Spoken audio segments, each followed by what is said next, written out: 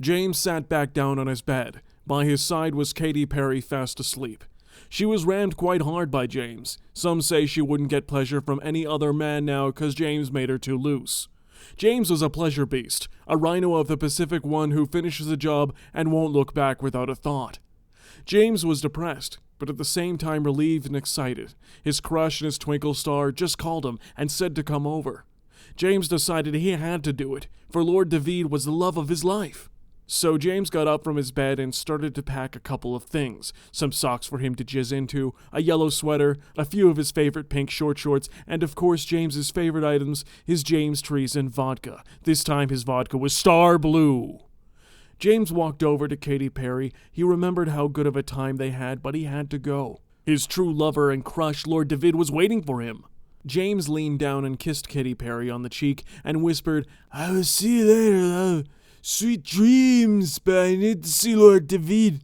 James left the room and he trusted Katy Perry to either stay till he got back or just lock the door when she left. If she stole from James, though, it wouldn't be good. James would find her and he would have to kill her, not because he had to show what would happen if you stole from him, but because killing gave James pleasure. After James had killed off the prime evil, he felt the need to kill a lot. He had nightmares of killing people even. James tried to repress these urges he had of killing. Unfortunately, he had to kill. The urge was strong, so once a month, James would kill someone at random in the town. Sure, cops would be on the trail of James, but he was incredibly crafty on how to kill his victims. James would track them and watch what they did for 2 weeks or so. He would then know their schedule and the like. Step 2 for James was he would enter the house and ram the person to death, and step 3 was just dump the bodies in the Everglades. The alligators usually took care of that problem. James arrived at the airport. It was 3:45. He purchased a ticket. A one-way trip to Manhattan, New York. His flight arrived at 5:15. James decided upon resting his eyes for a minute, but before he did, he made sure to set his alarm for 5:10. James fell asleep instantly. James woke up. The air was thick and the walls were bleached a shiny white hue. James was extremely confused and started to wander around. Everyone was missing. The floor shakes and James could hear the whisper of 1,000 people below him. James can feel eyes on him. His whole body feels frozen. Imagine yourself in this situation. You wake up in the airport. Everyone is missing and something is staring at you from the sides of peripheral vision. Don't look. It could be there now. Stare at this page till it passes. If it sees you, wait till it leaves. It's watching. James woke up. His whole body was shaking. He was back at the airport. He must have been having another nightmare. The plane was now boarding. James got onto the plane and decided to sleep again, only this time he would get himself drunk and take a Vicodin. This way James could sleep in peace. He would have no dreams and awaken without feeling like he could have died in a dream. James passes out. "We're now arriving at JFK Airport. Thank you for flying James Alicious Airlines. We are happy to have served you. Have a nice day." James quickly removed his suitcase and got to the front of the plane. There was no way James was going to wait for all those idiots to pick out all their damn suitcases. The doors opened and James stepped off the plane and onto the sturdy ground. James could feel the thick cold air from inside the airport. He swiftly, some might say Taylor swiftly, opened his suitcase to reveal a long yellow sweater. James put it on dashingly, and he started to make his way to the outside of the airport. He needed a taxi. James quickly hailed a taxi and said to the man, "Hey, I need to go to Rockefeller Square, the Lord David complex." The cabbie stared at him, confused as to why anyone would want to go there, but he needed the money, of course, so he says, "Yeah, it's a B7 in Bitcoin, nigga." James frowned and said, "Yes, of course. Here you go." The taxi got there quite quickly. James pulled out his phone to pay the cabbie, but instead James grabbed the cabbie, pulled him out of the taxi, pushed him to the ground, and curb-stomped his head. James then began to eat his flesh. James quickly finished the whole meal and put the bones in the gutter. James walked up to the Lord David complex and rung the bell. A voice rang out and said, "James, is that you?" The voice sounded tired and hoarse. "Yes, it's me, Lord David. Let me in." Lord David pressed the button, opening the huge doors of the complex to open up.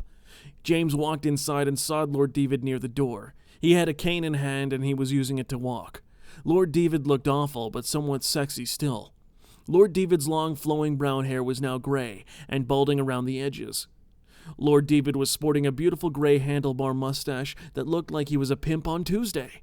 Lord David's hands looked like he had Parkinson's, but that was cured 5 years ago. "You look good, Lord David," James lied. Cut the bullshit, James. I look fucking awful and you know it. Nah, I mean it. James leans in closer to Lord David, about penis to penis to this point. Lord David blushed and created a distance between himself and James. James, I'm scared, man. I feel like I'm being watched. The whole planet is after me, I can promise you. Ever since I made Pokemon a real-life thing, they want me killed. You didn't make Pokemon a real-life thing, David, James replied while staring into David's deep blue cardigan vest. Yeah, I sure didn't, James. Thanks, David said sarcastically. You are the only one I can trust, James. You know it, too. I'm working on something, James, something top secret that could change the world for the better. Away from these capitalist, socialist, and communist fucks. We can't talk about it now, though. The world is getting darker, James, and I can just feel it. I get these dreams. They wake me up at night. I see horrible visions of death, decay, and finally the collapse of society. David spoke these words as a tear rolls down his eye. James stares at Lord David with an astonishment and says, I've been having these dreams as well. They've been haunting me. Some of them are your death and the other gods, Paul and Samuel Schultz's deaths. I also get a dream of someone watching me and wanting to kill me off. Lord David interrupted James and said, I fear for the future, James. I am working on creating a solution. Till then, I think you should visit the other two gods, Samuel and Paul. See if they have the visions too. We need to find the answer to this rather soon, or who knows of the consequences. James was worried. A look of anguish spread across his face. I don't know where to find Paul. That's the problem. Just find Samuel first. He has some pretty insane contacts from what I know of him. I'm sure Samuel could track Paul down in minutes. David wiped the sweat from his brow and sat down on the staircase. Lord David was tired. Lord David, I will do this for you. Only for you, because you are the love of my life, and I need you. Lord David's mouth was open and his eyes open with surprise. Lord David knew James loved him, and Lord David loved James, but the two of them would never admit it. Instead, they would act like schoolgirls and blush and run away. Lord David finally opened his mouth and said, I love you too, James! I always have! James quickly ran over to Lord David's arms and kissed him. Lord David pushed him away after the first kiss and said, James, we can do this later. You need to find Samuel first. Quickly, these dreams must have significance. Okay, I'm getting sick of your shit, Lord David, though. James was off. He was on his way to Samuel Freenan, who lived in Portland, Oregon at the moment.